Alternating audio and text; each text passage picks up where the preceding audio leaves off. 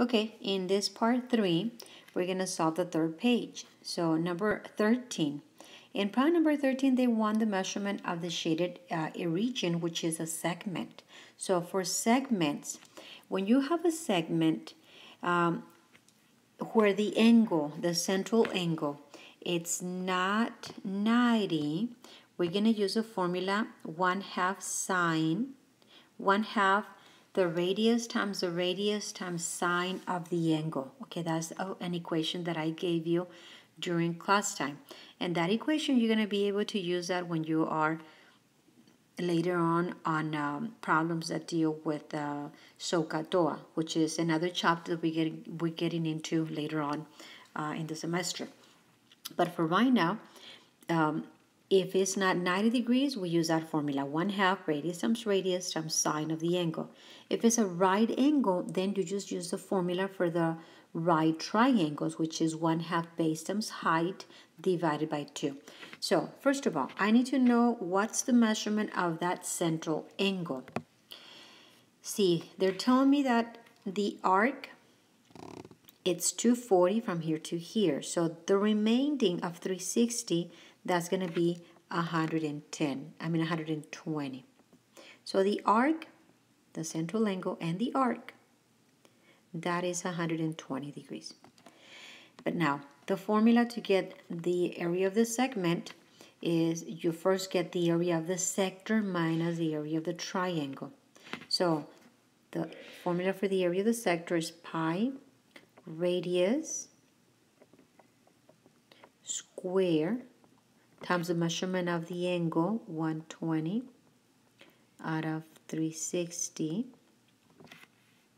Then we're going to subtract the area of the triangle. So it's minus 1/2. The area of the triangle is 6 meters. And then times 6 meters. So it's the radius times the radius. And then is sine, which you abbreviated as S-I-N. Sine is spelled S-I-N-E, and it's pronounced sine, so it's S-I-N is the abbreviation. Sine of the angle, which is 120. Then using a scientific calculator, go ahead and put all of that in the calculator, including the pi. And the area of the region, when you solve for that, the area of the region would be 22.11 square millimeters. And the central angle, well, that was 120 degrees. Question number 14. In number 14, they're giving me an inscribed angle. An inscribed angle is an angle in which the vertex is touching the circle, and both of the rays also lie on the circle, okay? And what the theorem says, it says that the angle, that is the inscribed angle, it's half the measurement of the arc. So if the inscribed angle is 57, then the arc xy, well, first of all, I need to find wy. Wy is going to be 2 times 57, which is 114. But then I know that that's a diameter, which is 180. So since they're asking for Wx, then it's going to be 180 minus the 114 degrees.